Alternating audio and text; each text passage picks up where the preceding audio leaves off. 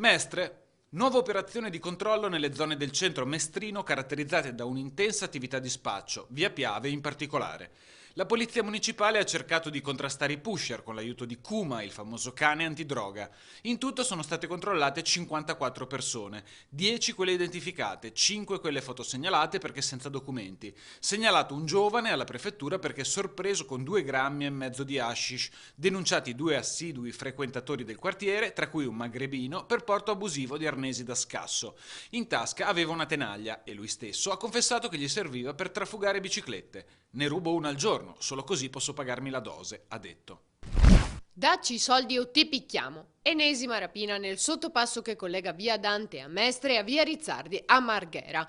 Bottino esiguo, gli autori sono poi stati identificati. La vittima è una giovane donna di origine dell'Est Europa che verso la mezzanotte tra venerdì e sabato aveva deciso di percorrere il sottopasso. La ragazza non ha potuto far altro che acconsentire consegnando il portafoglio senza batter ciglio alle minacce e a quel punto i ladri hanno fatto dietro fronte e se ne sono andati col bottino. Si tratta di un gruzzolo esiguo nell'ordine di non più di qualche decina di euro. In questo caso il gioco non è valso la candela, visto che poco dopo i tre sono stati identificati e denunciati dalla polizia ferroviaria che ha materialmente raccolto la denuncia della derubata.